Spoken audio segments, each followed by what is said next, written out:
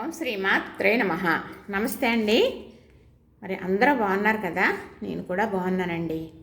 మరి రెడీమేడ్గా ఇడ్లీ పిండి తయారు చేసుకుందాం. మరి ఎప్పుడైనా అత్యవసరం అవుతుంది, ఎక్కడికైనా వెళ్ళొస్తాం, ఇంట్లో పిండి లేదు, టిఫిన్ చేసుకోవాలంటే ఎలాగా అనుకుంటాం కదా. అలాంటప్పుడు నైటు కొంచెం నీళ్ళేసి ఇడ్లీ పిండి నానబెట్టుకుంటే పొద్దుట ఇడ్లీ వేసేసుకోవచ్చు. పిల్లల స్కూల్కి పంపాలన్నా, మీ వారిని ఆఫీసుకి పంపించాలి అన్నా, మీకు అర్జెంటుగా ఇప్పుడు రుబ్బుకోవటం అవ్వలేదన్నప్పుడు అలాంటప్పుడు వాడుకోవటానికి ఇలా తయారు చేసుకుని ఉంచుకోవాలి. వీలున్నప్పుడు మనం రుబ్బుకుని కలుపుకొని వాడుకోవటమే మంచిది. ఎందుకంటే టైము లేనప్పటికీ ఉపయోగించుకోవాలి ఇలాంటివి. మరి మంచిగా ఎండలో ఉన్నప్పుడు మాత్రమే చేసుకోవాలి. ఎండలో ఎండబెట్టి చేసుకున్న సరుకు 6 మాసాలు ఉంటుంది అంటారు, కానీ సంవత్సరం అయినా అలానే ఉంటుందండి. మరి రెడీమేడ్గా ఇడ్లీ పిండి కలుపుకునే విధానం చూపిస్తాను. ఇది ఇడ్లీ రవ్వ కదా, మనం కొనుక్కుంటాం ప్యాకెట్లు, తెలుసు కదా. ఇది నీటిలో వేసేసి చక్కగా 2-3 మాటలు కడిగేసి పిండేసాను. పిండేసి చక్కగా చూసారా, ఇదిగో ఎండబెట్టాను. అందుకే మీకు చూపించాలని. ఇదేదో పట్టి బెల్లం పొడుగులాగా ఉంది. చింత చిగురు ఎండబెట్టానండి. ఆ చింత చిగురు ఎండబెట్టిన చీర మీద ఈ నూక కూడా ఎండబెట్టాను. అటు ఇటు ఎగిరిపోయి మరి కొంచెం ఉంటుంది కదా అంతకు. ఇలా చూసారా, ఇది చూపించాలని ఉంచాను. ఇలా నలిపితే నలిగిపోతుంది, గుల్లగా తయారైంది. మరి నూక ఎందుకు కడిగి ఎండబెట్టారు అని అనుకుంటారు కదా మీరు. మరి మనం ఇడ్లీ పిండి రుబ్బుకుంటాం కదా, గ్రైండర్లో రుబ్బుకొని ఇడ్లీ రవ్వ నీటిలో పోసుకుని నానబెట్టి అప్పుడే కదా మనం ఇడ్లీ పిండిలో కలుపుకుంటాం. మరి కడగలేని నూక పిండి కలిపి ఉంచుకోవడం నిలవ ఉండటానికి బాగోదు.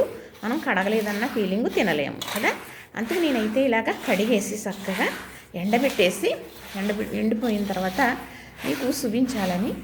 ఇది చింతాకులు ఉన్నాయండి అక్కడక్కడ, ఎండిపోయిన చింతాకులు, చింతకూర పొడవు చేశాను. అది కూడా వీడియోలు తీసి పెడతాను. చింతాకులే తప్ప నలకలయ్యి కాదు.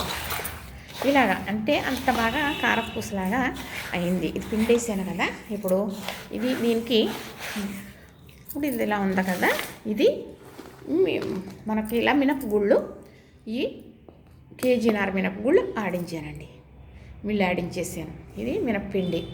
అయితే ఇప్పుడు దీనికి ఎలా వేసుకోవాలి, నూక క్వాలిటీ, పిండి క్వాలిటీ అనేది మీకు చూపిస్తాను.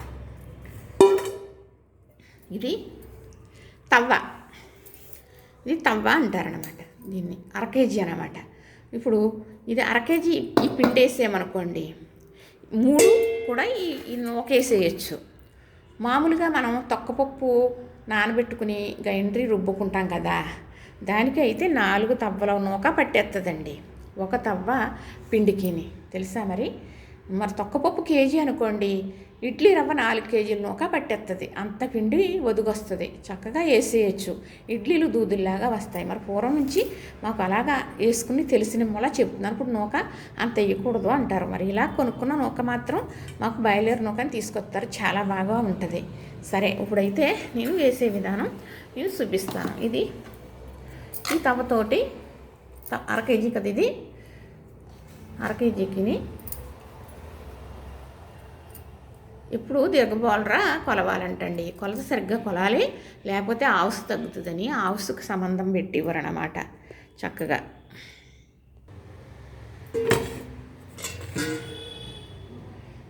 ఇప్పుడు మినప్పిండి వేసేసాం. ఇడ్లీ రవ్వ కలుపుకోవటానికి మనకి ఇడ్లీ రవ్వ కలపాలి, అప్పుడు ఇడ్లీ పిండి తయారవుతుంది అన్నమాట. ఇప్పుడు దాన్ని 1 వేసాను కదా, 1కి 3 వేయాలండి. చక్కగా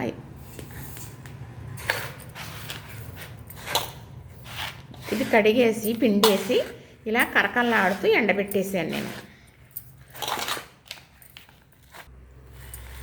ఇప్పుడు 2 వేసాం కదా, ఇది 3 అవుతాయండి, సరిపోతుంది. నేను అంచనాగానే వేసుకున్నాను. ఒక చేతితో సెల్ల పట్టుకుని వీడియో తీస్తూ ఒక చేతితో ఇలా చేసేస్తానండి. ఏదో ఇలా కష్టపడుతున్నాను. దీంట్లో కొన్ని మర్చిపోవచ్చుమండి, నిజంగా చాలా మర్చిపోవచ్చు. రోజు ఇలా గడిచిపోతుంది ఈ చేసిని పెట్టడం, కానీ తర్వాత ఇలా చేసి చూపించడం, అలాగా రోజు అయితే గడిచిపోతుందండి. చూసారా, వేసినొత్తుకి పోసిన సోరికి సరిపోయింది అంటారు. ఇలాగా 3 అవినాయి కదా, ఇందులో పోసేస్తున్నాను. ఇప్పుడు ఇది ఈ నూక ఈ పిండి కలిపేసుకుందాం, చక్కగా కలిసిపోయేలాగా కలిపేస్తా. చూసారు కదా, ఇది 4 తవ్వలు పిండి, 2 కేజీలు పిండి.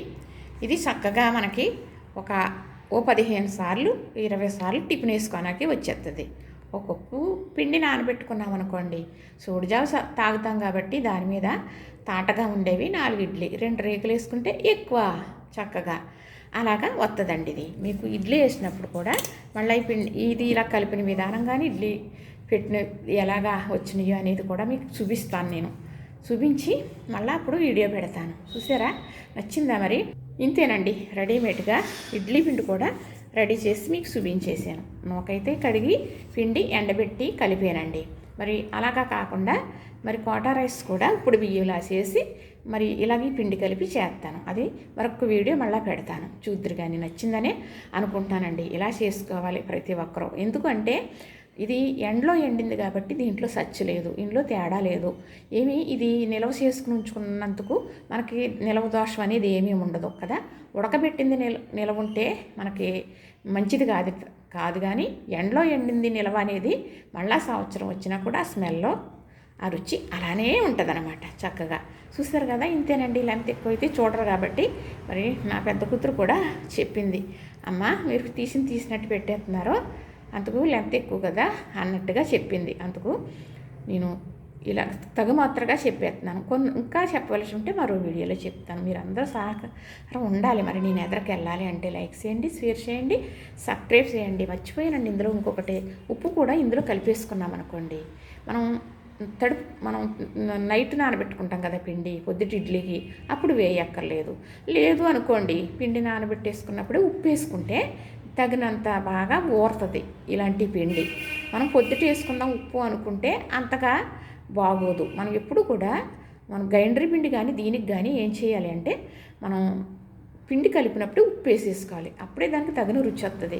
చాలామంది పిండి తీసుకుని అందరూ ఉప్పు కలిపి అప్పుడు వేస్తూ ఉంటారు, దోశలు కానీ ఇడ్లీ కానీ. నేనైతే ఇలా వేస్తానండి. లైక్ చేయండి, షేర్ చేయండి, సబ్స్క్రైబ్ చేయండి. ఏమండి చూస్తున్నారు కదా, లైక్ చేయటం లేదు, మరి లైక్ చేయండి, 10 మందికి వెళ్ళేటట్టు మీరే కదా చెయ్యాలి మరి.